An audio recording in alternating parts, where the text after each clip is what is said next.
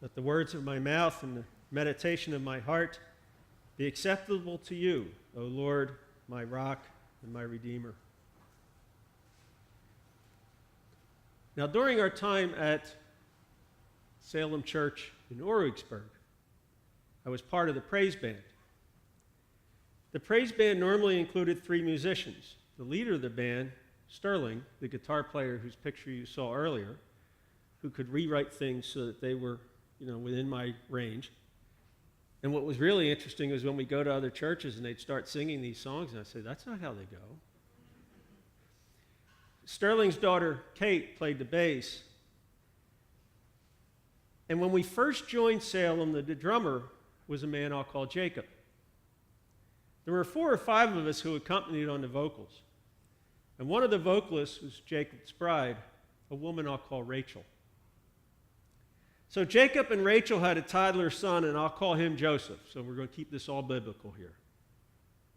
Who we would normally see in the arms of Mary, Sterling's bride, while we were singing. While he was an only child at the time, it was not because Jacob and Rachel were not trying to add to their family, for this was their constant prayer.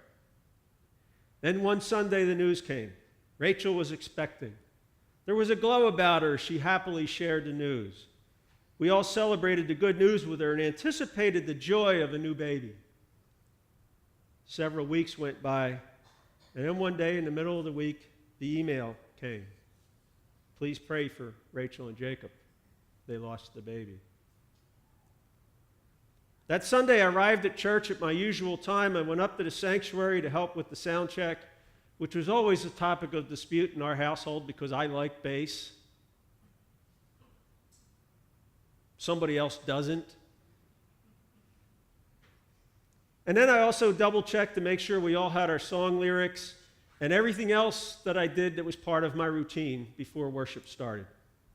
I fully expected that we would not see Jacob and Rachel, since it had only been a few days after they lost the baby.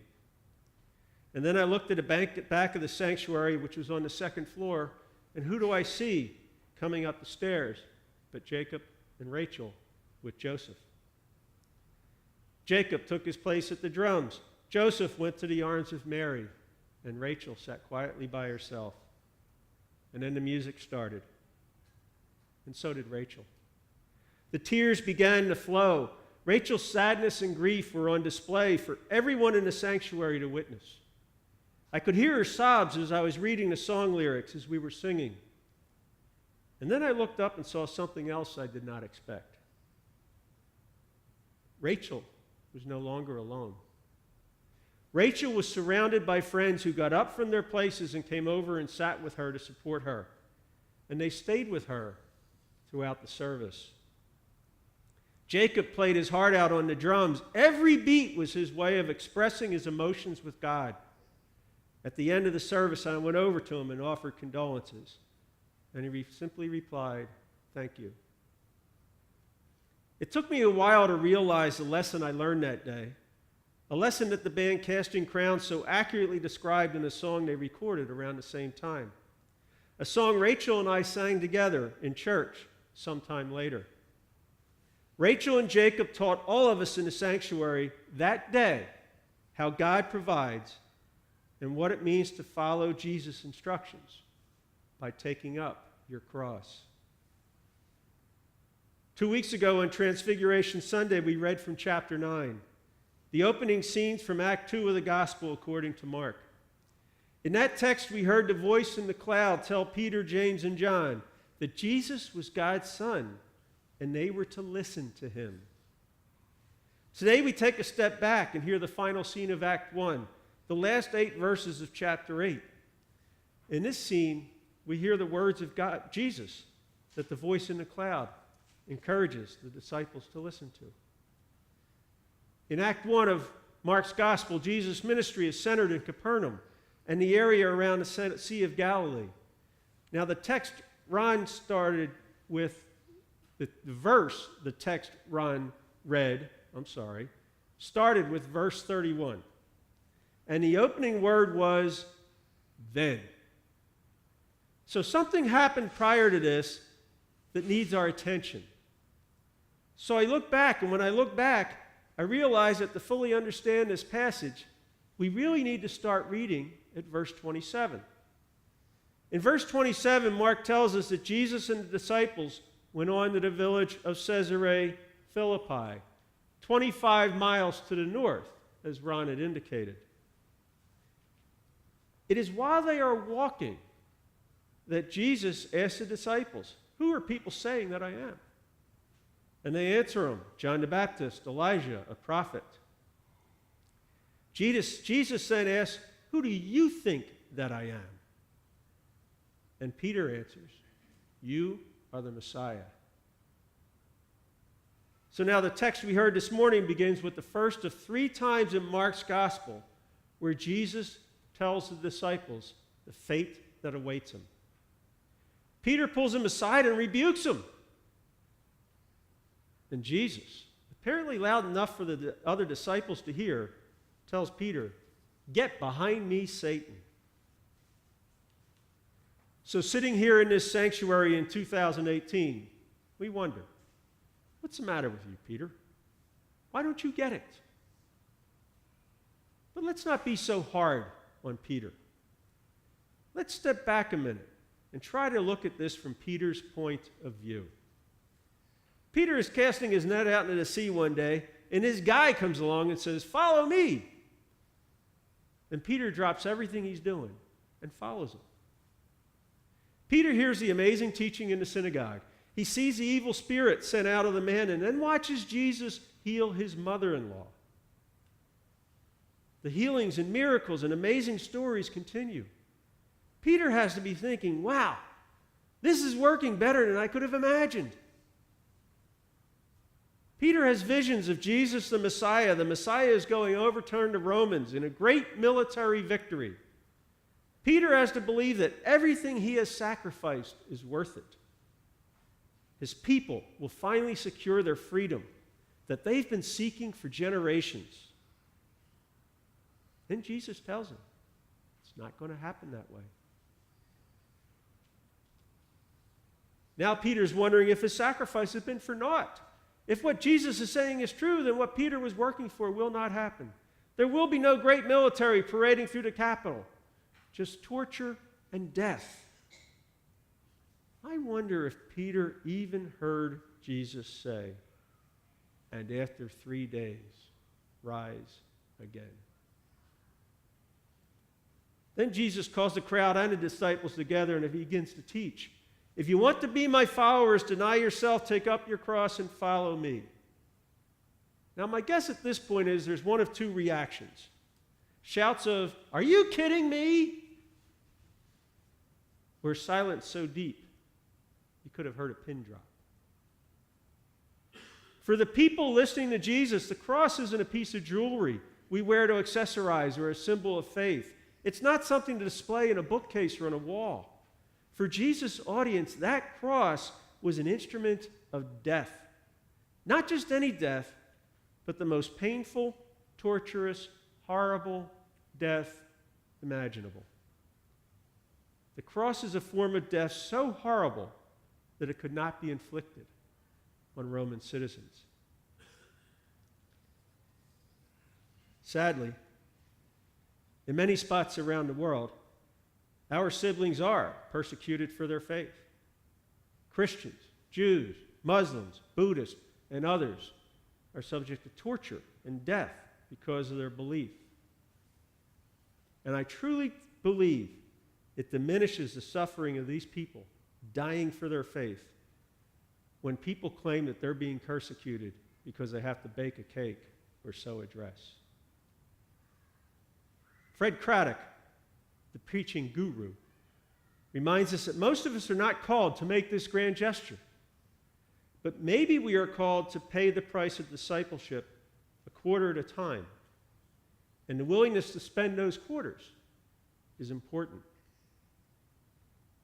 I think we've seen some examples of spending those quarters over the last couple of weeks. It was a couple of weeks ago when the president's daughter-in-law opened an envelope, a letter addressed to their home. and the contents of the envelope were a note and white powder. That's carrying your cross. Being the victim of a crime of retaliation, that kind of stuff really irks me. That's carrying your cross.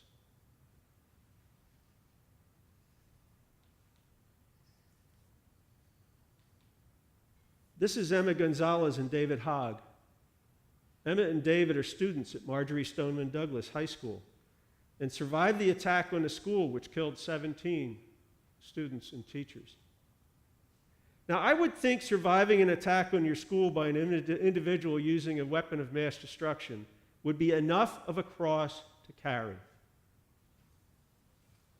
But Emma and David and some of their classmates spoke up and called for action to stop gun violence. As a result of their speaking up, they had become targets of character assassination attempts by segments of the media and politicians, including Pennsylvania State Representative Daryl Metcalf. The attackers claimed, among other things, that Emma and David were not students, but crisis actors. The smear attacks got so bad that at one point, in between 4 funerals, the superintendent of schools had to stand up to the media and say, "It is not true. They are students at our school." But that wasn't the end of it. David's mother, Rebecca Baldrick, reported that her family has received death threats since the conspiracy theory surfaced. She said, "I'm under so much stress. I'm angry and exhausted. Angry, exhausted, and extremely proud." And David isn't the only student that receives death threats. Hopefully none of us will be the subject of death threats. But what might it mean for us to take up our cross? How is it that we spend our quarters for the sake of the gospel? David Lose reminds us that there is one thing that unifies each of us. It's that we all experience brokenness. He says the fact remains to live is to struggle, to hurt, and to experience loss and brokenness. The concern Lose raises is what we do when we experience loss and brokenness. Some of us choose to hide it. We do not want to be embarrassed or have people see our wounds. We don't want to appear vulnerable or risk being taken advantage of. It's understandable, he says, that we would respond to loss and brokenness this way. But Lose believes it's not faithful to the gospel, nor more likely to draw us deeply to becoming the person we have been called to become. We are called to take up our cross, expecting that God is most clearly and fully present in the suffering and brokenness of the world. We are called to take up our cross by being honest about our brokenness and thereby demonstrate our willingness to enter into the brokenness of others. We are called to take up our cross because we follow the one who not only took up his cross, but also revealed that nothing in this world, not even the hate and darkness and death that seems so present on that Friday we call good, can defeat the love of God and the light and life of God. When Rachel and Jacob came to church that Sunday, they were taking up their cross. They were saying, "I will not hide my pain and brokenness, because if I do, I am not being the person God is calling me to be, and I am not allowing God to be fully present in my life." Friends, I can assure you, God was fully present in that sanctuary that morning. God surrounded Jacob and Rachel with love and support as Rachel wept and Jacob played the drums. God was there saying, "I am with you every step of the way, and this loss will not defeat me or you." That morning, God used Rachel and Jacob to teach every one of us a lesson. It's a lesson I have not forgotten. So my question for us is this: are we willing to be like Emma and David and Mr. and Mrs. Trump and my friends Rachel and Jacob? Are we willing to be seen when we are weak and vulnerable, when we are overwhelmed by loss or grief, when we are in need or dependent on others? Or do we only want to be seen when we look strong, independent, and self-sufficient? In our gospel this morning, we heard what Jesus tells us. Well, how will we answer when Jesus asks, "Are you taking up your cross?" Amen.